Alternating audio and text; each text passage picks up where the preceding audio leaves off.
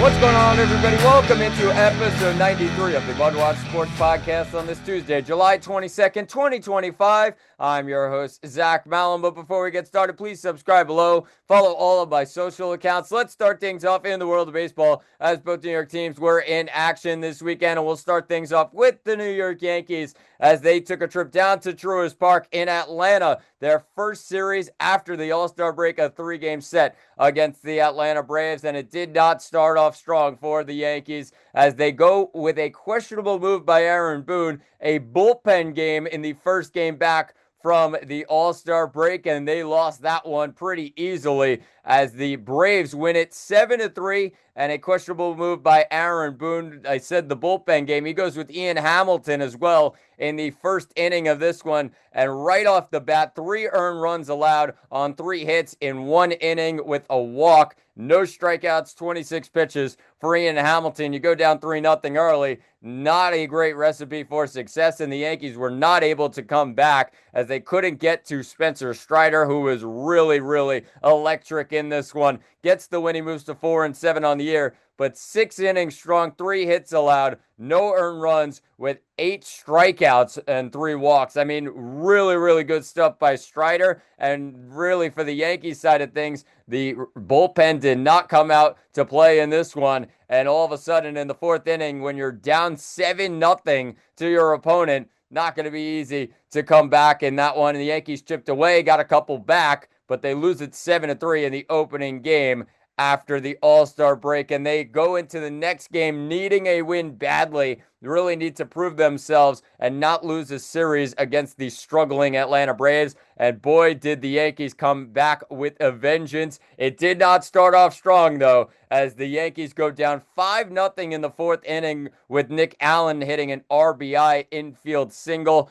And then all of a sudden, Volpe hits a homer. It's 5-2, but later in that inning, bottom of the 5th, Ozzie Albies figures he really ends this game with a 2-run single to center field, and it's 7-2 Braves. And you're thinking, all right, well, the Yankees down and out, move on to Sunday's game and try and just get a win and really get something to look forward to in the next upcoming series. But the Yankees, you gotta give them credit. They did not give up, and they end up putting up a monster spot, a 4 spot in the 6th inning, and that really bounces the comeback for the New York Yankees. Down 7-6, Olsen added a run for the Braves in the 6th inning to make it 8-6, but Yankees coming back and homers left and right. Cody Bellinger adds a home run for the Yankees. Volpe hits his 2nd home run of the game. And then how about Trent Grisham? You come up in the big spot in the 9th inning after Jazz Chisholm lined out to third base in a really phenomenal play by the third baseman for Atlanta. And the Yankees are down to the real final out in the 9th inning. Yes, the game's tied, but I mean, the Braves could walk it off in the bottom of the 9th and really win this series. But Trent Grisham comes up with 2 outs and bombs a grand slam to right center field, 406 into right center, and the Yankees take a 12-8 lead. They come all the way back after trailing, like I said, 7-2 in the 5th inning. Just what a game by the New York Yankees. What a comeback. And you got to give credit to a guy like Anthony Volpe, who, yes, he's been struggling lately, but a couple of solo or a couple of bombs in the end, a real stamp on this game. And he had the solo home run, but he also had a couple of plays here and there, a sac fly, and then the 2-run home run in the 5th inning. Just remarkable stuff for a guy who's really been struggling, and he ends up being one of the heroes for the Yankees besides Trent Grisham in this one. You got to also give credit to the Yankee bullpen. Yes, they allowed runs here and there, but they really locked things down, especially Luke Weaver, who goes an inning and 2/3, no hits allowed, no earned runs, with a walk and 2 strikeouts on 30 pitches. Devin Williams comes in for the save. Yes, he allows a run, but locks things down. I mean, just phenomenal stuff by the New York Yankees, and they end up getting the win 12-9 on Saturday evening. But then you look at Sunday's game, Yankees need to finish things off. You don't want to go up to Toronto with a series loss against, like I said, a Braves team that has been struggling, and the Yankees take care of business on the road. It all started in the first inning with Aaron Judge, a solo home run, his 36th home run of the season, and Paul Goldschmidt added another run on an RBI single, makes it 2-0 Yankees early in this game. It would eventually be 3-0, and then, of course, 4-1, where Jazz Chisholm hit an RBI double. But then the Braves tack on with another run from Ronald Acuna Jr., a 4-2 Yankees win. And you got to give credit to a guy like Marcus Stroman, who, I mean, of course, the injuries have been a problem recently for Stroman, but he goes into this game and he's really been really strong for his last couple of outings, I would say. Looking really good since coming off the IL. He goes 6 innings strong in this one, 5 hits allowed, just the 1 earned run with 4 strikeouts. So that's what you want from your starter, and Marcus Stroman did so in this one. Great stuff from him, and the Yankees end up winning the series in Atlanta by 2-1. And then you go to the next series for the New York Yankees as they take a trip up to Toronto across the border. It's a 3-game set against the Toronto Blue Jays, Monday to Wednesday, and it all started last night with the Yankees falling to the Blue Jays. Once again, their 5th loss in a row to the Toronto Blue Jays. They were swept earlier in the month by the Blue Jays, and I mean, just a really, really poor start to the season. When you look at the Yankees against the American League East, they've been dreadful this year. That's something that they really need to pick up, especially if they want to win this division. They really got to turn things around, and they've been really iffy up in those games in Toronto. And when you look at the overall game by Anthony Volpe in this one, and just the left side of the infield overall, that's where the struggle comes. I talked about it just a moment ago. Anthony Volpe, who had that monster game on Saturday night, but then you're also seeing the really bad games from Volpe. 0 for 3, struggling in this one. And he also gets charged with an error, his 12th error of the season. That's the most by a shortstop in the American League, and he's just one error away, from being tops in all of baseball with 12 right now. I mean, just 13 being the top mark. Anthony Volpe, you do not expect him to be this bad defensively. He's just been a little iffy this year. Yes, he's made some good plays here and there, but the errors, he just has to cut them down. And of course, when you look at Carlos Rodon's outing, it really can't be ignored that the 5 walks that were on the board there for Rodon, and that's really the difference in this game and why the Yankees lost. But when they give up a couple of runs based on errors, one by Peraza, the other by Volpe, it's just not good enough. They have to really figure things out on the defensive side. And yes, they could go get another third baseman, but they need to figure things out defensively. Just grab another guy who's strong defensively that you could put in the game in late situations. I think that's the difference right now for this Yankees team. They don't have the backups on the bench to rely on if they need them in a big spot. Peraza and Jorbit Vivas just not doing the things that they need defensively, and that's really a problem for the Yankees that they need to figure out when they go up to this upcoming trade deadline at the end of the month. That's a big target for the New York Yankees, and they need to figure out this left side of the infield. I'm not one of those people that's all of a sudden giving up on Anthony Volpe after a bad game. I mean, you saw the peak Anthony Volpe and what he can do with that couple of homers in Saturday's game, 4 RBIs. But you're also seeing the downside of Anthony Volpe, where he's really struggling from last year based on his whiff percentage. I mean, it's just not the same right now. He's doing a good job of not going out of the zone. He's not chasing this year, but the whiff percentage being at 25.7% right now, I mean, that's just real middle of the pack in Major League Baseball, and he does not get on base enough when he's missing balls, and the swing and miss is just there too much right now for Anthony Volpe. He needs to figure things out. It's all pitches in the zone, and that's really the problem. That's a worrying sign. The Yankees just need to work with him on that swing, and it's just not been the same this year versus last year, where he was batting .243, did not have a lot of home runs. He already has as many home runs this year as he did last year, but that's not where you're looking for from Volpe. You're just looking for him to get on base and contribute to this lineup. Once he gets on base, the stolen base numbers can go up. 28 stolen bases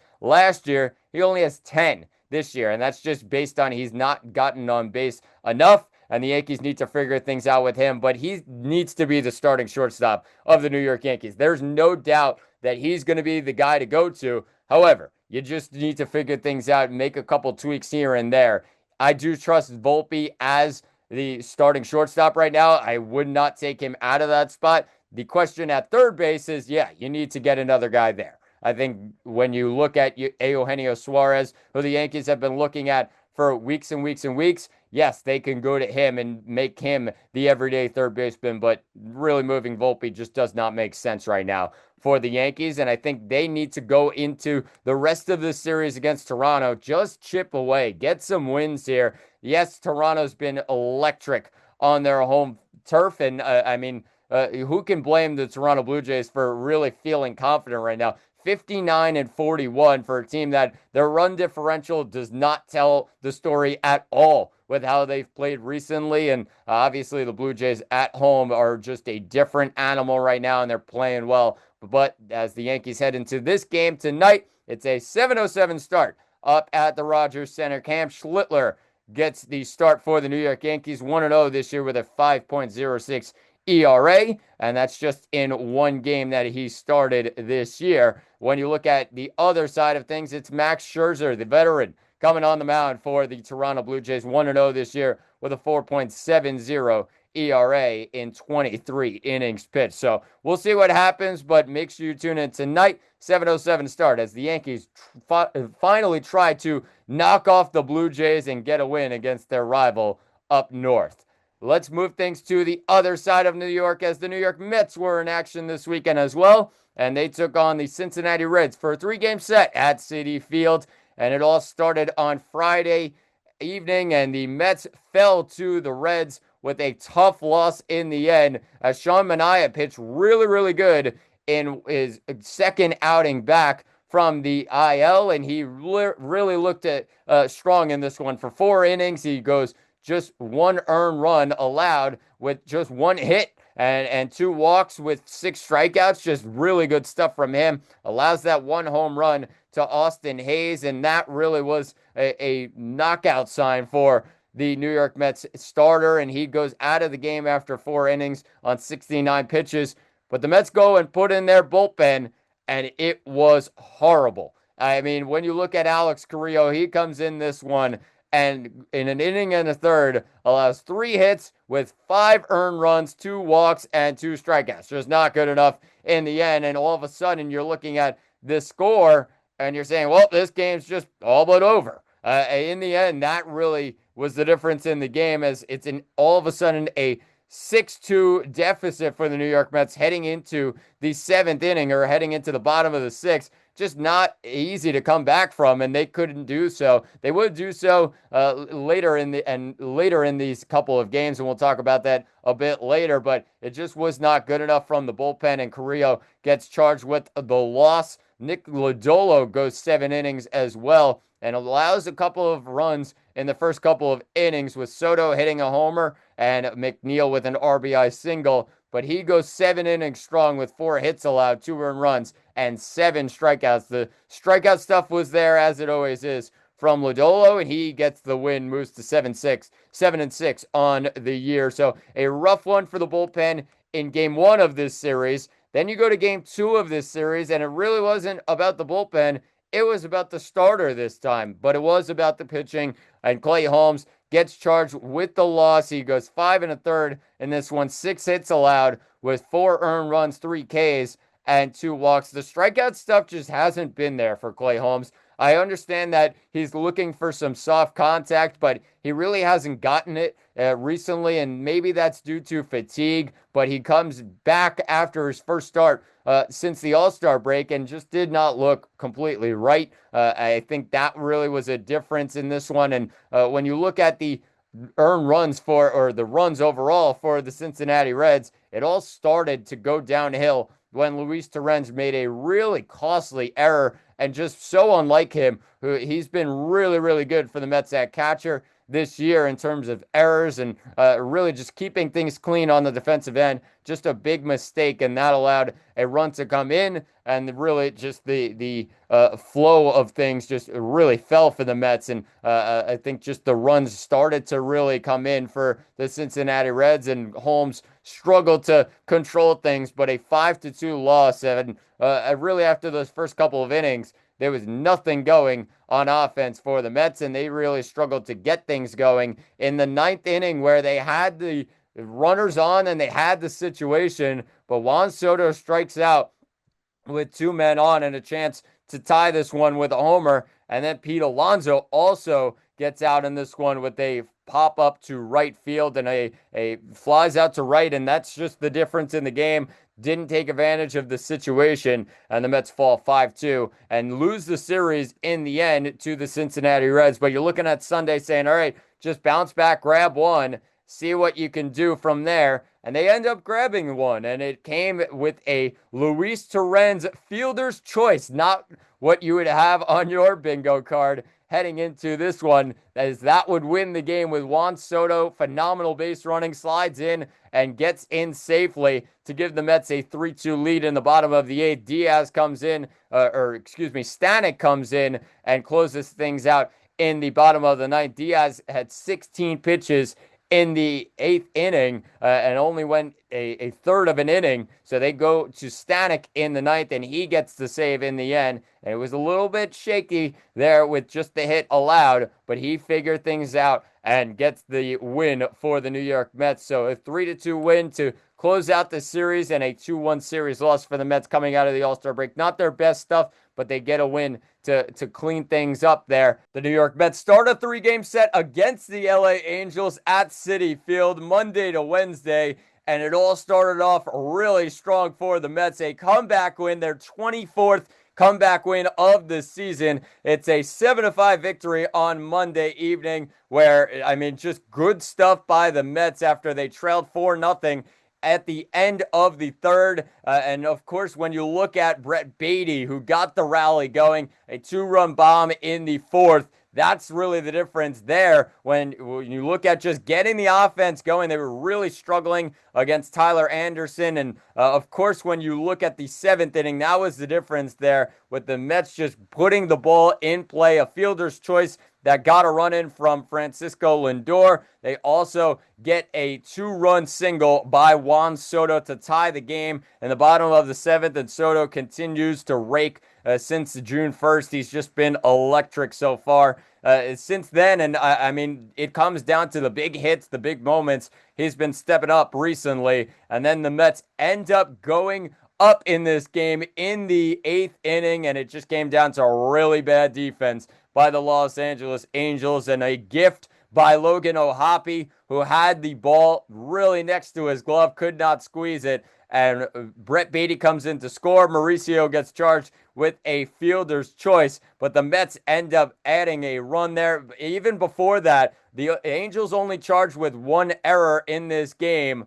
They should probably have two errors, as Chris Taylor made a big mistake in that eighth inning as well. Francisco Alvarez ends up getting a double on the play, but Chris Taylor, who comes in for defense in that eighth inning, really misjudges the ball, and it ends up hitting off the wall, gets Alvarez a double, and very easily Brandon Nimmo is able to knock in a run as well to add to it, and it's a 7-5 Mets win on Monday evening. Just a great win for the Mets to come back in the way that they did. Diaz locks things down with his 20th save of the year, strikes out the side as well. I mean, it's a great win for the Mets, but again, I said it, just really poor defense by the Angels. Mets maybe catch a break there, but you got to give credit to the Mets, who fought back after that early deficit, and they head into the next two games against the LA Angels, and that one starts tonight. They have a 7:10 start at Citi Field with Frankie Montas